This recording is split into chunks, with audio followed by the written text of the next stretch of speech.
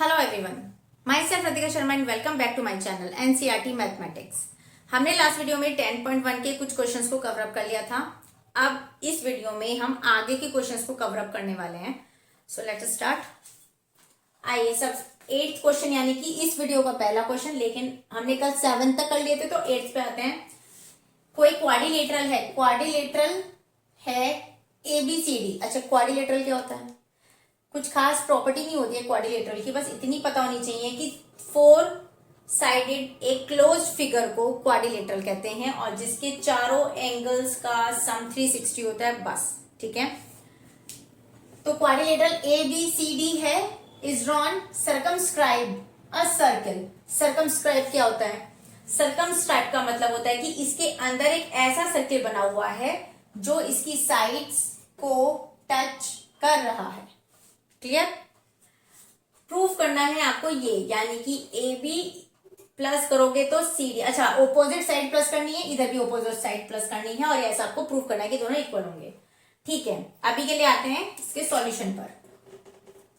अच्छा, एक चीज और बताओ, हमने एक थ्योरम पढ़ी है कि जब कोई सर्किल होता है, ज्यादा छोटा हो गया ना, समझ जाना बस, कि अगर हम आउटर साइड पे कोई एक पॉइंट लेते हैं और उसे टेंजेंट्स ड्रॉ करते हैं तो वो टेंजेंट्स आपस में इक्वल होती हैं, हाँ कि ना?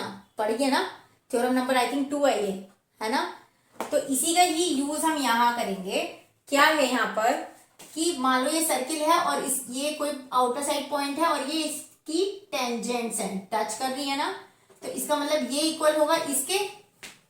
क्लियर?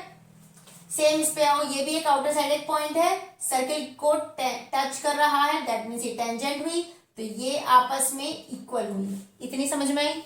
यही थ्योरी यहां अप्लाई करो। आउटर साइड पॉइंट, टेंजेंट्स हैं, ये आपस में इक्वल होगा। सेम ये वाला पॉइंट है, आउटर साइड है और ये इसकी टेंजेंट्स हैं, तो ये आपस में इक्वल होगा।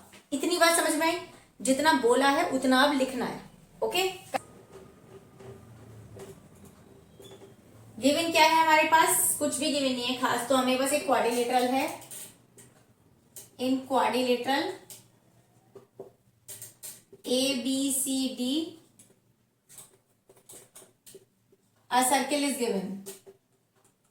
अ circle is circumscribed. Circumscribed, TPT.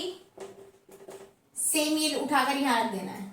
Okay, construction कुछ खास है नहीं हमारे पास, प्रूफ पे आते हैं।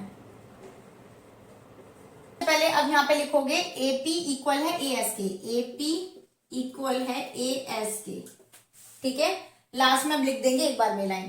पहले सबको लिख लेते हैं इक्वल, लेकिन एक चीज यहाँ ध्यान रखनी है, यहाँ प्लस भी करना है तो उसके हिसाब से भी चलना है। यहाँ पर अभी हमने ये लिखी, अब इसके जस्ट नीचे यानी कि इसके ये वाली के जस्ट नीचे इसके आगे की लाइन इंक्लूड करो, यानी कि ए एस है ना ये, तो ए एस के आगे कौन है? डी एस, तो यहां तो लिखो डी एस। और डी एस किसके इक्वल है? डी आर के। ऐसा क्यों कर रहे हैं? जब हम इन्हें आपस में एड ऑन करेंगे तो हमें ईज रहेगी, आसानी रहेगी आपस में ऑपोजिट साइड्स लाने की। ओके, तो क्या किया हमने? एपी इक्वल है ए एस के, फिर इधर वाली साइड से इसके जस्ट आगे का पोर्शन लिखा और वो जिसके इक्वल था वो लिखा। अब इस वाली को लेंगे, डी आर के जस्ट आगे कौन है? आर सी या सी आर, इक्वल है सी क्यू के। ओके, अब सी क्यू के इधर कौन है आगे? B Q. यहां लिखेंगे बी क्यू इक्वल है, बी क्यू किसके इक्वल है? बीपी के। तो ये चारों इक्वल हो गई आपस में और यहां हम लिख सकते हैं, क्या लिखेंगे? अकॉर्डिंग टू थ्योरम 10.2 थी शायद, क्या थी? According to theorem, if two tangents are drawn from an external point या आउटर पॉइंट, व्हाटएवर, एक्सटर्नल या outer point, are two tangents are drawn from an external points are equal, ऐसा theorem कहती है। इसलिए ये सब इक्वल हो गए आपस में। ठीक है, अब क्या करना है? इसे इक्वेशन 1 2 3 4 एड ऑन कर दो सबको एक साथ। तो जब एलएचएस आपस में इधर इंक्लूड होंगे, यानी इक्वेशन 1 + 2 + 3 + 4 करो, AP plus D R, AP plus D R plus C R plus BP, अब इधर के एक साथ जोड़ो, A S plus D S plus C Q plus B Q. अब देखो एपी डी आर कौन है, एपी और डी आर, ओके रुको रुको, एपी प्लस बीपी, ये रहा एपी प्लस बीपी, क्या बन गया, A B, implies that AP plus D R कौन है, D R plus C R, यानी कि बना C D equal A S D S, A S D S बन गया A D plus C Q B Q, C Q B Q बन गया B C. यही चाहिए था ना, बस मिल गया, हैंड्स प्रूफ्ड। अब एक बात मेरी सुनो, इतना ही क्वेश्चन सेम आपको कॉपी डाउन करना है 11th नंबर के क्वेश्चन में। क्या कहा मैंने, क्वेश्चन नंबर 11 और देख लो एक बार, सेम यहां तक वो कॉपी डाउन करना है। क्यों करना है, अभी मैं यहां पर जरा क्वेश्चन लिख लेती हूँ, वेट।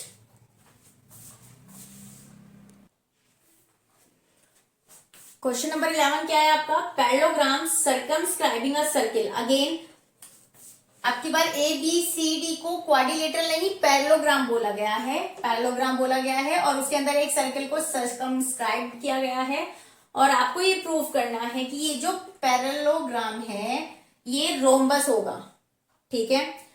तो एक बात मेरी समझो, इसको बाद में देखेंगे, पहले प्रॉपर्टी देख लो एक बार। पैरेललोग्राम क्या होता है, सिर्फ पैरेललोग्राम और एक ये रोम्बस, इसकी क्या प्रॉपर्टी होती है, क्वाड्रिलेटरल के 6 टाइप्स होते हैं। क्वाड्रिलेटरल की प्रॉपर्टी मैंने आपको इस क्वेश्चन में बता दी थी, लेकिन उसके 6 टाइप्स होते हैं, उनमें से ये 1-2 ये हैं, उनमें 6 में से ये 2 वो बंदे हैं बेचारे। पैरेललोग्राम ये है, ये रोम्बस है। पैरेललोग्राम की कोई स्पेशल प्रॉपर्टी सुनो, पैरेललोग्राम में क्या होता है, पैरेललोग्राम में क्या होता है, ऑपोजिट साइड्स आपस में इक्वल होती हैं और पैरेलल होती हैं। सेम ऑपोजिट साइड्स इक्वल भी होती हैं और पैरेलल भी होती हैं, एंड इसके डायगोनल भी बाइसेक्ट करते हैं, उस पे बाद में आते हैं, क्योंकि इसके आपने 9th में प्रॉपर्टीज पढ़ रखी हैं, diagonals also bisected at each other, लेकिन फिलहाल यहाँ डायगोनल्स की जरूरत नहीं है तो वो नहीं बता रही। सेम रोम्बस में क्या होता है, ये चारों साइड आपस में इक्वल होती है, क्लियर। यानी कि इस पैरेललोग्राम में ऑपोजिट साइड्स इक्वल भी हैं और पैरेलल भी हैं, करेक्ट। रोम्बस प्रूफ करने के लिए मुझे क्या करना है, क्योंकि ऑपोजिट साइड्स तो ऑलरेडी इक्वल दिखा रखी हैं इसमें, मुझे यह करना है कि कोई सी भी 2 आपस में जो एडजेसेंट साइड्स हैं, आपस में लगी हुई साइड्स हैं, इनको अगर मैं इक्वल प्रूफ कर दूं तो ऑटोमेटिकली ये इसके इक्वल है, ये इसके इक्वल है, ऐसा पैरेललोग्राम बोल रहा है। लेकिन मेरे को प्रूफ करना है रोम्बस के लिए ये दोनों आपस में इक्वल। इस क्वेश्चन में अभी क्या करना है, इतना तो सेम ही रखना है कि आउटर साइड और ये एक्सटेंजेंट्स हैं ये आपस में इक्वल होंगे, तो ये सेम आना है। यहां तक तो हम आ चुके हैं, ठीक है, यहां तक हम आ चुके हैं। इसके बाद हम क्या करेंगे, अब पैरेललोग्राम की प्रॉपर्टी लगाएंगे, ठीक है। अब यहाँ पर क्वाड्रिलेटरल की जगह पैरेललोग्राम आएगा, ये ध्यान रखना, ठीक है। रोम्बस प्रूफ करना है, ये क्वेश्चन भी मैंने रफ कर दिया जिससे मेरे पास स्पेस हो लिखने के लिए। अभी हम आते हैं क्वेश्चन नंबर 1 मान लेते हैं इसे, जो प्रूफ करा था पिछले क्वेश्चन में। बट अब यहाँ पे हम लिखेंगे but in parallelogram ABCD, but in parallelogram ABCD, AB equal है CD के, AB इक्वल है CD के, एंड BC इक्वल है AD के, BC इक्वल है AD के, ऐसा पैरेललोग्राम की प्रॉपर्टी होती है। तो अगर मैं इस सिचुएशन में वैल्यू रखती हूं तो AB और CD आपस में इक्वल है, तो मैं CD की जगह अगर AB रख दूं तो चलेगा ना। यहां देखो, यानी equation 1 implies that AB plus AB लिख दूं यहां पर, चलेगा। तो AB प्लस AB इक्वल होगा, सेम इधर आओ, ये दोनों आपस में इक्वल है, तो मैंने क्या किया, क्योंकि मुझे AB से टच वाली साइड है BC चाहिए, तो मैंने क्या करा, AD की जगह BC को लिख दिया, तो यानी BC प्लस BC, यानी twice of AB twice of BC, 2 से 2 गया, AB इक्वल है BC के। यानी कि ये बात हो गई कि पैरेललोग्राम बोलता है कि ये चीज इसके इक्वल है, ये चीज इसके इक्वल है, लेकिन अभी मैंने प्रूफ किया कि ये और ये भी इक्वल है, दैट मीन्स क्या मतलब हुआ इस बात का, equal BC equal CD equal DA। बस यही प्रूफ करना था। Imply that ABCD is a rhombus. Rhombus okay. आपके पास दो टेंजेंट है पैरेलल, दो टेंजेंट है पैरेलल है, ये XY X dash Y dash circle की है, ये सेंटर O गिवन है। अनदर टेंजेंट AB है आपके पास, एक ये और है AB, ठीक है, ये भी टेंजेंट है विद POC यानी कि पॉइंट ऑफ कांटेक्ट, मैंने शॉर्ट में लिख दिया पॉइंट ऑफ कांटेक्ट है इनके ही, ये सब यहाँ पर CA पॉइंट ऑफ कांटेक्ट ऐसा दे रखा है। इंटरसेक्ट, अब ये वाली टेंजेंट इंटरसेक्ट कर रही है XY को तो A पर कर रही है और X डैश Y डैश को B पे कर रही है। आपसे बोला गया है AOB एंगल, यानी कि एंगल AOB यानी ये वाला एंगल 90 प्रूफ करना है, ठीक है। सबसे पहले गिवन क्या है आप लिख सकते हो, X dash Y dash given है हमारे पास, tangents I is parallel to X dash Y डैश, X dash Y dash parallel है, and POQ is a diameter. एक और लिख दो AC is also a tangent, ये भी और लिख देना, ठीक है। TPT क्या है हमारे पास, TPT एंगल AOB इक्वल है 90 डिग्री। कंस्ट्रक्शन में क्या लिख सकते हैं हम, OA OB OC को ज्वाइन किया, ये कंस्ट्रक्शन में लिख देना आप। प्रूफ में आते हैं, क्योंकि हमें ये दोनों एंगल दिखाने हैं ना, तो हमने क्या किया, एक काम करो उनकी नेमिंग कर दो एंगल्स की, बार बार नहीं लिखना पड़ेगा। 1 2 3 एंड 4, ठीक है। अगर आपके स्कूल में ऐसा है कि नेमिंग ये 1 2 3 4 नहीं लिखाया है तो एंगल के ही नाम लिखिएगा, ओके। आते हैं, अब हमने क्या करना है, सबसे पहले हमें पता है ये लीनियर पेयर एंगल बन रहा है, करेक्ट है। ये लीनियर पेयर एंगल है। लीनियर पेयर क्या होता है, जहां स्ट्रेट लाइन होती है और एडजेसेंट एंगल्स होते हैं, ये सारे आपस में जब आप प्लस करोगे तो 180 बनाएंगे, तो लीनियर पेयर की प्रॉपर्टी होती है। बाकी हमें सबसे पहले क्या दिख रहा है, लीनियर पेयर है, तो मैंने क्या करा, 1 और 2 मैं कॉन्ग्रुएंट, अगर मैं ये दोनों ट्राइंगल कॉन्ग्रुएंट प्रूफ करा दूं उस CPCD के अकॉर्डिंग, फिर एंगल 1 और एंगल 2 को इक्वल प्रूफ करेंगे। सिमिलरली लिख देंगे हम इन दोनों ट्राइंगल के एंगल 3 और 4 के लिए, ठीक। फिर लीनियर पेयर प्रॉपर्टी के थ्रू 1 + 2 + 3 + 4 कर देंगे तो 180 डिग्री के इक्वल रखेंगे। इतना करो पहले, तो प्रूफ में आइए। सबसे पहले क्या किया हमने, in triangle OPA and triangle OAC, कौन से हैं दोनों, ये वाला और ये वाला ट्राइंगल, इसमें आइए क्या क्या क्या इक्वल है हमारे पास। सबसे पहले देखो इन दोनों ट्राइंगल में OP इक्वल है OC के, यानी OP इक्वल है OC के, इक्वल रेडियाई है, ठीक है।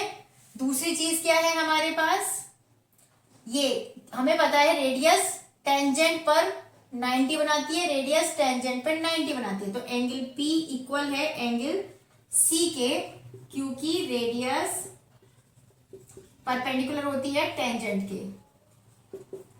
और क्या है भाई हमारे पास, OA कॉमन है, OA इक्वल है OA, कॉमन प्रॉपर्टी है। So implies that triangle OPA congruent हो गया ट्राइंगल OAC के, बाय विच प्रॉपर्टी है, बाय विच रूल। देखो OPA के पहले एक ट्राइंगल पकड़ा, उसमें OP लिया हमने OA भी लिया है और 90 लिया है, तो RHS हुई, क्यों, क्योंकि राइट एंगल लिया है, ठीक सामने वाला हाइपोटेन्यूज लिया और एक कोई अदर साइड लिया, that is by RHS, okay. Implies that angle 1 equal होगा एंगल 2 के, ऐसा मैं बाई CPCT रूल कह सकती हूं, ठीक है। सिमिलरली एंगल 3 इक्वल होगा एंगल 4 के भी, फाइन। अब now angle 1 plus angle 2 plus angle 3 plus angle 4 equal होगा 180 डिग्री, क्यों, लीनियर पेयर ऑफ एंगल बना दिया इसने, ठीक है। जब ये सब इक्वल होंगे आपस में, तो एक बात तो बताओ, ये इक्वेशन 1 मान लो, ये 2 मान लो, जब ये इक्वल है आपस में तो एंगल नंबर हमें क्या चाहिए, 2 और 3 चाहिए। तो एक काम करते हैं, 2 की जगह 1 मतलब एंगल 1 को की जगह 2 लिख दें, यानी यहां पर एंगल 2 लिख सकती हूँ, तो ट्वाइस ऑफ एंगल 2 हो जाएगा। सो implies that twice of angle 2 plus same ऐसे ही 4 की जगह भी 3 लिख देंगे तो ट्वाइस ऑफ एंगल 3 हो जाएगा। ट्वाइस ऑफ एंगल 3 हो गया 180 डिग्री, ऐसे ही रहा। 2 कॉमन निकाला तो 2 प्लस 3 इक्वल हो गया 90 डिग्री। यही हमें प्रूफ करना था, यही हमें प्रूफ करना था। और यहाँ पे नाम लिख दो, angle A O B equal होगा 90 डिग्री। ठीक है,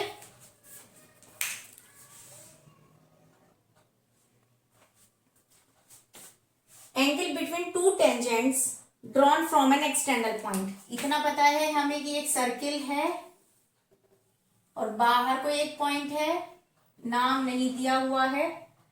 ओके, टेंजेंट्स ड्रॉ कर दो इससे और इससे। तो 2 टेंजेंट हो गई, drawn from an external point हो गया to a circle is supplementary होगा ये एंगल इन दोनों के बीच का। किसके साथ सप्लीमेंट्री है, to the angle subtended by line segment joining the point of contact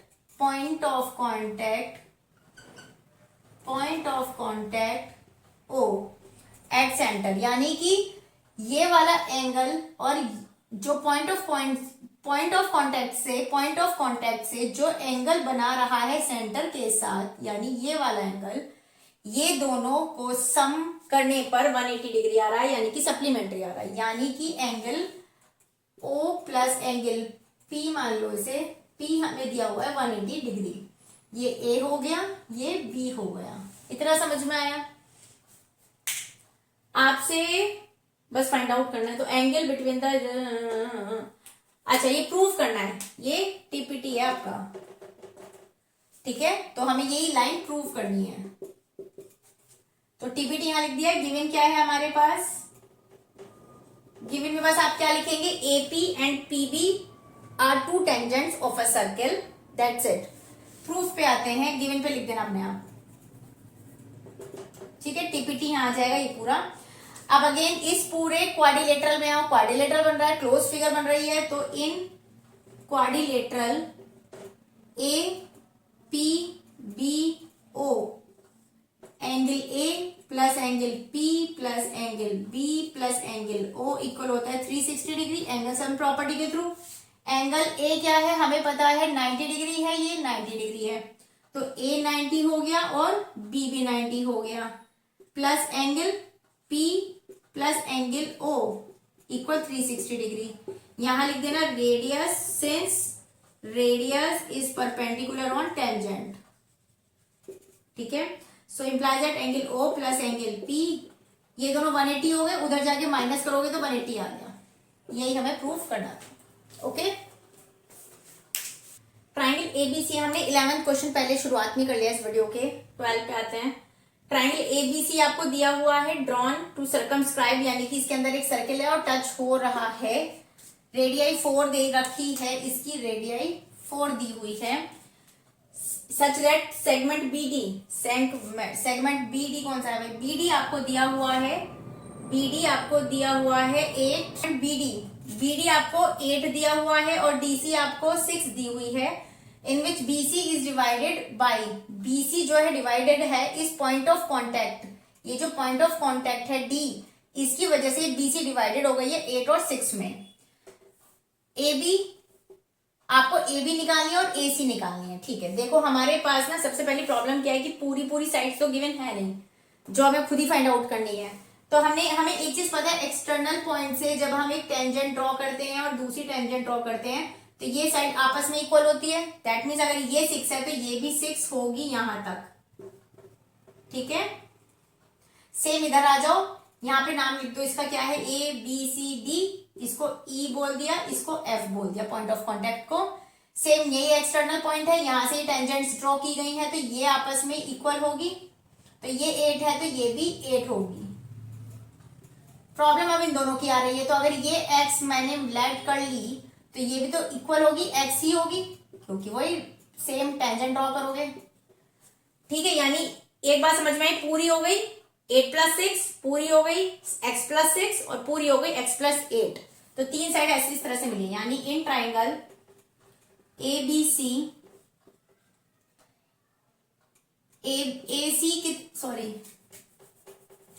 BC कितनी है हमारे पास, 8+6 = 14 है, ठीक है। और हमारे पास AC कितनी है, x+6 है, और AB कितनी है, x+8 है, ठीक है। क्यों यहां पे लिख सकते हो, क्योंकि वही वाली थ्योरम लिख देना, पूरी एक्सटर्नल पॉइंट से जब आप खींचते हो तो टेंजेंट्स इक्वल होती है। इतना समझ में आया। अच्छा, रेडी आया, हमें क्या दे रखी है, OD = 4 दे रखी है सेंटीमीटर। इतना समझ में आया। यानी अगर एक बार बताओ यहां से ये ड्रॉ करूं तो ये भी तो रेडियाई हुई, तो ये भी 4 हुई, ये भी 4 हुई। इतनी समझ में बात आई। अब इसमें क्योंकि हमें x की वैल्यू फाइंड आउट करनी है और कोई तरीका है नहीं, तो हमने क्या करा, इसका पूरे ट्राइंगल का एरिया निकालते हैं। एरिया निकालेंगे दो तरीके से, क्योंकि अगेन जब एक तरीके से एरिया निकालोगे तो एरिया तो वैसे ही नहीं पता हमें, और साइड्स तो वो भी नहीं पता, तो निकालोगे कैसे, इसलिए दो तरह से एरिया निकलेगा और दोनों को इक्वल रख देंगे। क्यों, क्योंकि ट्राइंगल तो एक ही है। तो पहला एरिया का फॉर्मूला क्या होता है, so now area of triangle by using Heron formula, यहां पे लिख देना √S × S - A S - B S - C, यहां लिख देना यूजिंग हीरोन फॉर्मूला, ठीक है। आ जाओ, S अब क्या होता है, तीनों साइडेड का अपॉन 2 होता है ना, तो यहां से क्या हो जाएगा आपका, सबसे पहले अब यहां से S निकालो। S क्या होता है, तीनों साइड AB + BC + CA का अपॉन 2 होता है, ठीक है। यानी यहां तो 14 है प्लस x+6 है प्लस x+8 है अपॉन 2, ये हो जाएगा 14 और 6 20, 28 हो गया आपका ये, और ये हो गया 2x अपॉन 2 से ऊपर कॉमन निकालोगे नीचे से कट जाएगा, यहाँ बचा x+14। इतना समझ में आया, यानी s तो मेरा 14 आ गया। यहाँ पुट करो now, so implies that area equal हो जाएगा √x+14 यानी s हो गया, s - a क्या होगा, क्या है a, BC क्या है b, और AC क्या है C, इस तरह से लिख लो, ठीक है। ये मैंने ABC लेट कर रखे हैं, पहली वाली साइड को A मान लिया, दूसरी वाली को B और तीसरी वाली ये C है, ठीक है। अब करो, S - A क्या है हमारे पास, A वाली है ये वाली x+8, यानी S क्या है x+14 माइनस, जब करोगे x+8 को x, क्योंकि ये माइनस है तो प्लस को माइनस कर देगा, 8 हो जाएगा, तो x से x कटा, 14 में से 8 गया, आपका बचेगा 6, तो इंटू 6 आ गया। S - B के लिए क्या करोगे, S क्या है मेरे पास x+14 माइनस B कौन सी है 14 माइनस हो गया, खाली x बचा। अब है लास्ट S - C, S क्या है x+14 माइनस C कौन सी वाली है, ये वाली x+6, तो x और इस माइनस की वजह से माइनस हो जाएगा 6, 14 में से 6 गया, 8 बचा, ठीक है। इतना समझ में आया। अब इसे सॉल्व करो, ये हो गया आपका x+14, कुछ नहीं कर सकते इसका, ऐसे ही रहने दो, 6 8 = 48 और इंटू x, इससे ज्यादा कुछ नहीं करना, इसको यही छोड़ दो, ये हो गया implies that area. First equation हो गई, यूजिंग हीरोन फार्मूला से फर्स्ट इक्वेशन निकली। अब सेकंड इक्वेशन के लिए क्या करेंगे, नाउ एरिया ऑफ ट्राइंगल क्या होता है, एक होता है half into base into height, इसका यूज करेंगे अब हम, ठीक है। सो यहां से निकालो triangle area of, implies that area of triangle ABC क्या होगा, एरिया ऑफ ट्राइंगल। अब इसको तोड़ दो, देखो कैसे करोगे, मैंने क्या करा, रेडियस मिलाई, क्योंकि रेडियस मेरे पास है, तो पहला ट्राइंगल क्या हो गया, BOC, ट्राइंगल हो गया BOC प्लस हो गया एरिया ऑफ ट्राइंगल, यहां से मिला दो ये पूरी ये वाली, तो BOA या AOB plus area of triangle, last बचा है हमारा AOC, area of triangle A B C क्या निकलेगा हमारे पास? अब देखो बीओसी कितना है, बीओसी कौन सा है, बीओसी यानी कि नीचे वाला, ये बीओसी ये है हमारे पास बीओसी। तो क्या होता है हाफ इंटू बेस कितना है इसका बीसी, और हाइट कितनी है OD, plus half into area of AOB कौन सा है एओबी यानी कि इतना वाला, तो बेस क्या हुआ एबी और हाइट कितनी है of, plus half of AOC कितना है, एओसी कौन सा है ये वाला यानी इधर वाला, देखो अब बेस कितना है ए सी और हाइट कितनी है ओई, इसमें वैल्यू पुट करो, हाफ इंटू पीसी कितना है हमारे पास 14, ओडी कितना है 4, प्लस हाफ इंटू एबी कितनी है हमारे पास x plus 8 into O F कितनी है 4, plus half into A C कितनी है x प्लस 8 इंटू 4। ठीक है, कुछ कट रहा है काट दो, ये 2 से 2 4 टाइम्स, 2 से 4 2 टाइम्स और ये गया 2 टाइम्स। ठीक है, यहां से क्या निकला हमारे पास 2 14 2 जा 28 और यहाँ क्या निकला 2 के अंदर मल्टीप्लाई करोगे तो आएगा 2x प्लस ए 2 जा 16 प्लस 2 के अंदर मल्टीप्लाई करोगे तो 2x प्लस 2 8 जा 16। मैंने कुछ एक चीज डबल लिखी है, बताओ क्या लिखी है यहाँ, तो ए बी कितनी है x प्लस 8 है और जो ए सी है x प्लस 6 है, तो 2 6 जा 12 हुआ। सो एरिया कितना आया, एरिया ऑफ ट्राइंगल जो भी है 28 16 और 12 को ऐड कर दो, यानी 6 और 2 8, 8 और 8 16, 1 2 और 1 3 और 1 4 और 1 5 प्लस 2x हो गया 4x, ये 2 हो गई। क्योंकि ये भी एरिया इसका है ये वाला और ये भी एरिया, इन दोनों को इक्वल रख सकते हैं, रखो इसको इक्वल।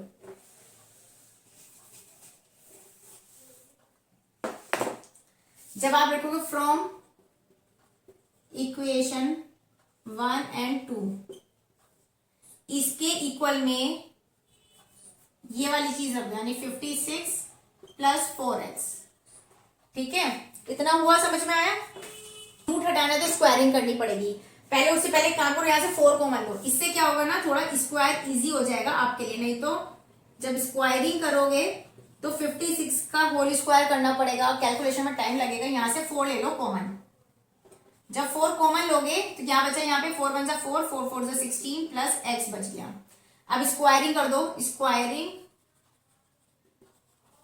ऑन बोथ साइड्स, करिए square, x plus 14 into 48x, और जब यहां से 4 का स्क्वायर करोगे तो 16 और 14 प्लस x का होल स्क्वायर। अब यहाँ x प्लस 14 बात एक है ना, 14 प्लस x और x प्लस 14 बात एक है, इस ब्रैकेट से पूरी एक पावर कट गई। ठीक है, और 16 से ये 3 टाइम्स कट गया, तो यहां सिर्फ बचा 3x इक्वल बचा, यहाँ पर ये तो खत्म 14 प्लस x, इस x को इधर लेके आओ 2x हो जाएगा, 14 हो गया, x इक्वल हो गया 7, फाइनली x मिल गया मुझे। तो अब यहाँ पर वैल्यू रख दो, so implies that A B निकालनी थी, ए बी कितनी है मेरे पास x प्लस 8,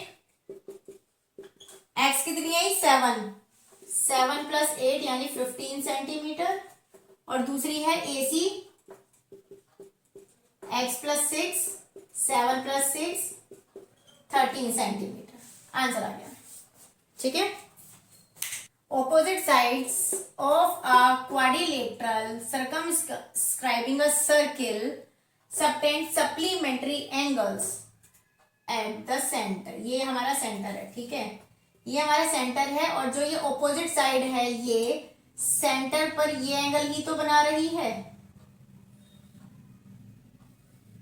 ये O हो गया, ये A B C और D मान लो, आपको बोला गया है कि opposite sides of a quadrilateral, यानी कि जो ऑपोजिट साइड्स हैं क्वाड्रिलेटरल की, ये सप्लीमेंट्री एंगल बना रही हैं सेंटर पर, यानी कि ये वाला एंगल प्लस ये वाला एंगल 180 होना चाहिए।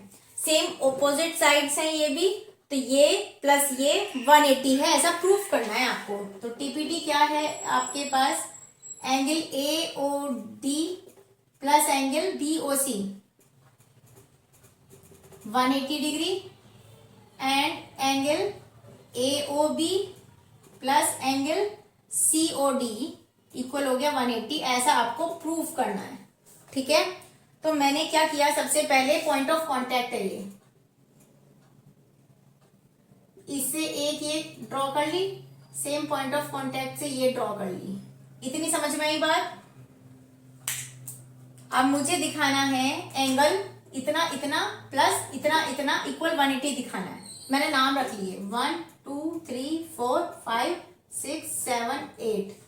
तो जो मुझे यहाँ पर 90 दिखाना है, एओडी कौन सा, एओडी 1 + 2, यानी एंगल 1 प्लस एंगल 2, और बीओसी है 5 6, एंगल 5 प्लस एंगल 6 180 दिखाने, ये चारों एंगल्स का सम। सेम यहाँ पर एओबी कौन सा, इसे सिमिलरली में भी लिख देंगे हम वैसे तो 3 + 4, और ये हो गया इसके ठीक सामने कौन सा हुआ भाई, 7 8, 7 + 8। ठीक है, चलो अभी क्या करा हमने, ज्वाइन कर दिया। यहाँ पे वो लिख सकते हो, क्या कहते हैं कंस्ट्रक्शन में ज्वाइन, यहाँ पे लिख दो ABCD EF GH, तो join OE OF OG OH, यहाँ आप ज्वाइन में लिख सकते हो, कंस्ट्रक्शन में। प्रूफ में आते हैं सबसे पहले। अब मुझे वही, जैसे अभी हमने पीछे वाले क्वेश्चंस में भी ऐसा कुछ किया है कि हमें ये वाला एंगल दिखाना था कुछ कुछ, तो हमने क्या किया था, कॉन्ग्रुएंट प्रूफ किए थे। सेम अगर मैं दोनों ट्राइंगल में अगर मैं आती हूँ कॉन्ग्रुएंट प्रूफ करा दूं, तो मैं CPCT में 1 और 2 को इक्वल बता सकती हूँ, लेकिन मेरे पास प्रॉपर्टीज नहीं है भाई। एक तो 90 हो गया, चलो फिर और क्या लूं, क्योंकि ये तो सर्किल से बाहर जा रही है तो रेडियस भी नहीं कह सकती। एक काम करो, इस ट्राइंगल को और इस ट्राइंगल को लेते हैं, 2 और 3 को इक्वल प्रूफ कराते हैं, देखते हैं फिर, क्योंकि यहाँ पर प्रॉपर्टी मिल रही है। पहली प्रॉपर्टी हो जाएगी कॉमन, जो कॉमन यहाँ भी थी। दूसरी बात ये रेडियस है। तीसरी चीज हो जाएगी हमारे पास, ये साइड इसके इक्वल है, क्योंकि थ्योरम याद करो, एक्सटर्नल पॉइंट टेंजेंट्स इक्वल, हो गया, कॉन्ग्रुएंट हो गए। ठीक है, triangle OAH and triangle OEA,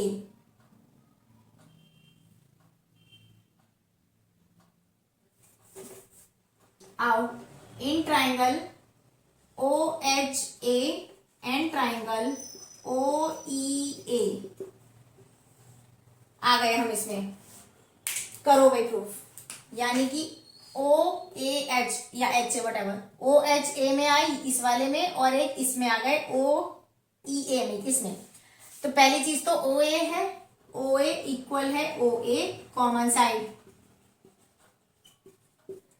दूसरी चीज क्या हो जाएगी, रेडियस, यानी OH इक्वल होगा OE के रेडियाई, और AE इसका है ना पहला नाम, तो AH इक्वल होगा AE के। क्यों, इक्वल टेंजेंट्स, वो वाली थ्योरम लिखोगे या पूरी इक्वल टेंजेंट्स ड्रॉन वाली।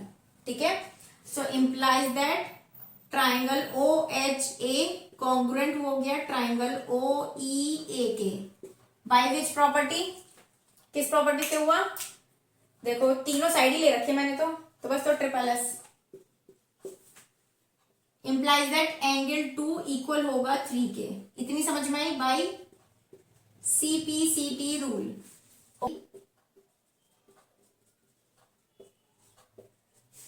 ये दोनों आपस में इक्वल है, तो मैं ये ट्राइंगल लेकर फिर वही कर दूंगी, तो 4 और 5 इक्वल हो जाएंगे। 4 इक्वल होगा 5 के, 6 इक्वल होगा 7 के, और 8 इक्वल होगा 1 के। पर मुझे पता है ये सारे एंगल क्या बना रहे हैं, 360 एंगल बनाते हैं, करेक्ट। तो मैंने क्या करा, ये चारों को एड ऑन किया, यानी एडिंग ऑल। क्या करोगे, angle 1 plus 2 plus 3 plus 4 plus 5 plus 6 plus 7 plus 8 plus 360, but 2 और 3 आपस में इक्वल है और हमें चाहिए क्या, 1 प्लस 2 चाहिए, तो 1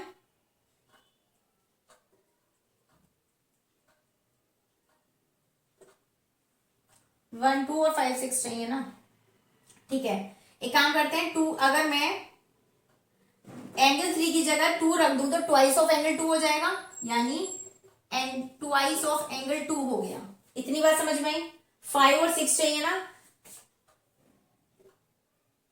ट्वाइस ऑफ एंगल 2 हो गया। एंगल 1 यहीं पे रहने दो,